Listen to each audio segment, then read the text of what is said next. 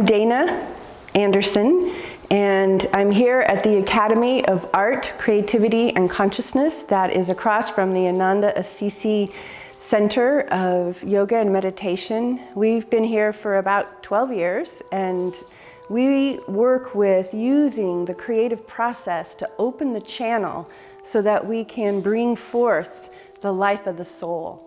And it's based on the teachings of Yogananda and of yoga, understanding that creativity comes to us like a fountain from deep within.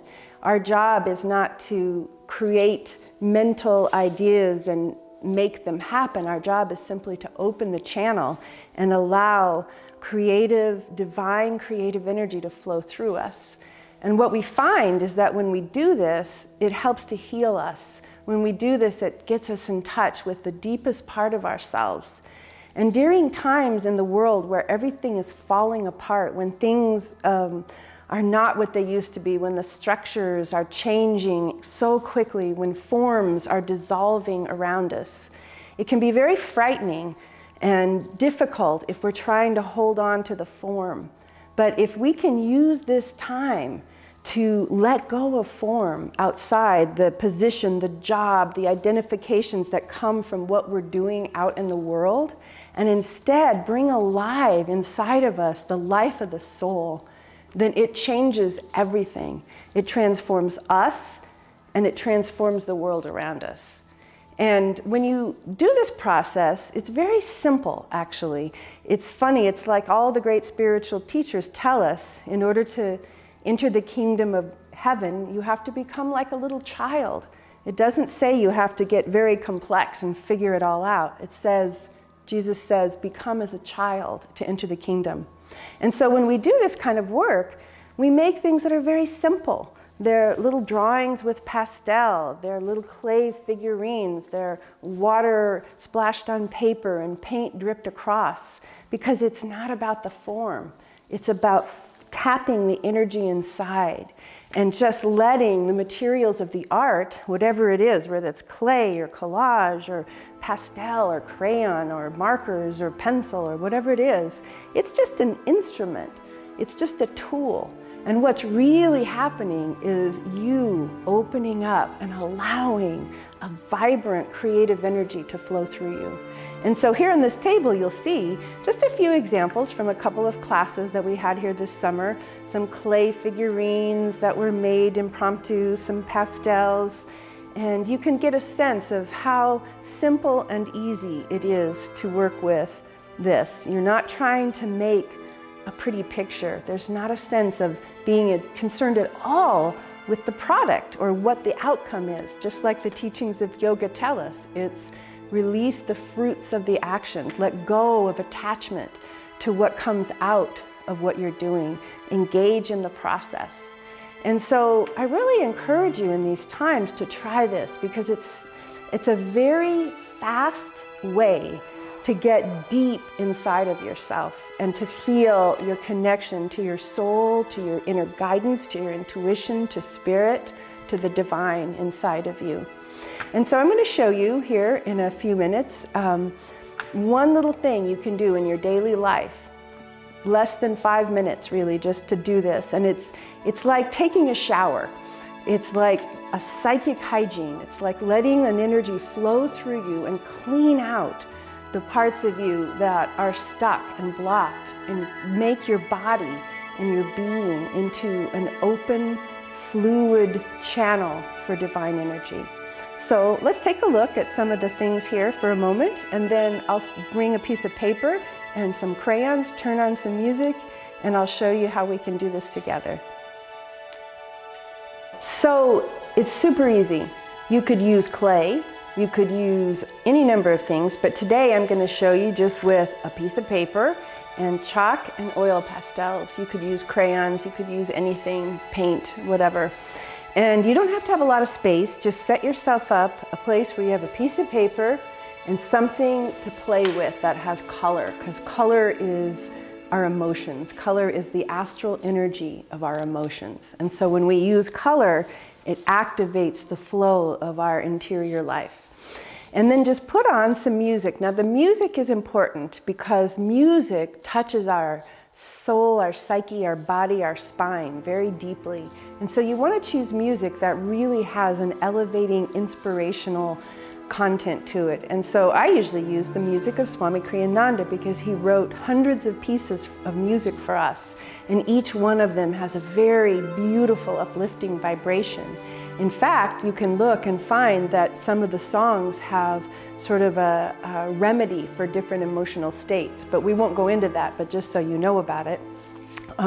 Choose some beautiful music, and today I'm picking from Music to Awaken Superconsciousness, which is one of my favorite albums, and on it is a track, Life is an Adventure in Self-Awakening. And so put the music on and just begin to feel the energy. Close your eyes and let your body begin to softly rock. In fact, bend the knees a little bit. You can start out even taking some big breaths and just inhaling and exhaling. Let yourself shake down so you can let the body go. Inhaling, up, reaching, stretching, and then just coming down.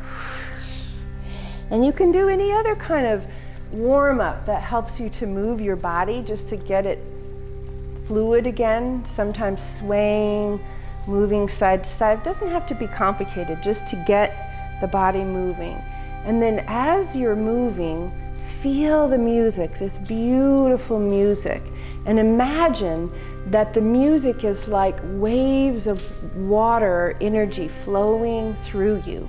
And you're like a piece of seaweed in the water flowing with that music. So let your body become very fluid and receptive to the sound. Imagine that beautiful sound and energy and vibration just rippling through your body and your body letting it flow. And in this way, you become the channel. You start to let yourself dissolve as an ego-encrusted bundle of self-definitions, as Swami used to say, and just let yourself be flowing in the joy. From joy I came, for joy I live. In sacred joy I melt again. Just feel the energy of the music. Let yourself imagine whatever comes to you. Perhaps you see a beautiful scene. Perhaps you're in the sky or in the water or on a beautiful beach somewhere. Just let yourself imagine whatever comes to you. And then keep breathing, keep moving, keep letting yourself melt away the tension through this movement. And then with the music still playing and your eyes opening so you can see what you're doing, but staying interiorized, staying inside, just come to the paper and find a color that appeals to you in that moment and just begin to move the energy. It's almost like as if this is part of the movement, your hand on the paper, rather than coming and switching consciousness and going back into the mind.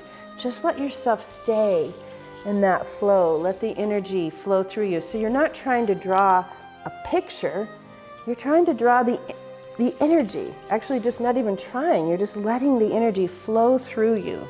You're still feeling the music, you're still moving with the energy. And just pick the colors that come to you in the moment. Let yourself play, let yourself follow the energy.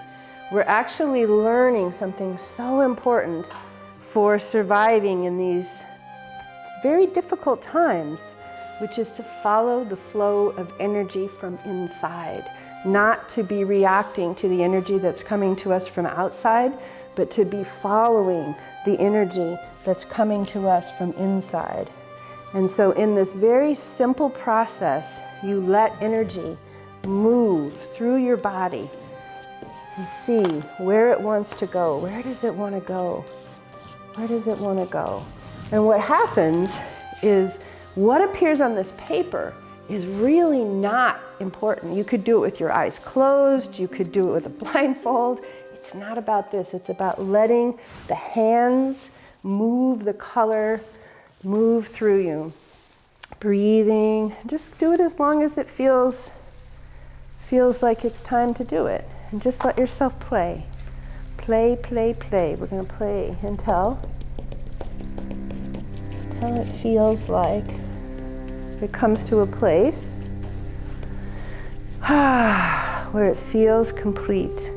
And in this exercise, you're completely concentrated, absorbed in what's happening, forgetting all cares and worries, feeling and expressing just the color and the flow of energy.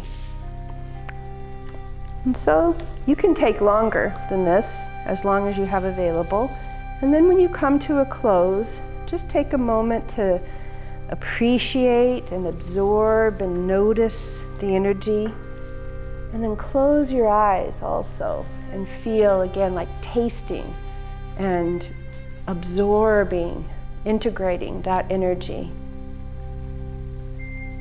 And letting yourself come slowly to a place of completion, stillness, gratitude for this divine life force energy that flows through us, that we can be a channel for, that we can be a vehicle for.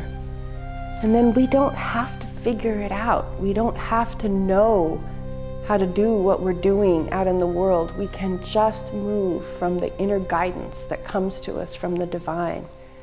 And the sense of overwhelm and complication and fear that is so overwhelming becomes very soft and distant as the inner world becomes more vibrant.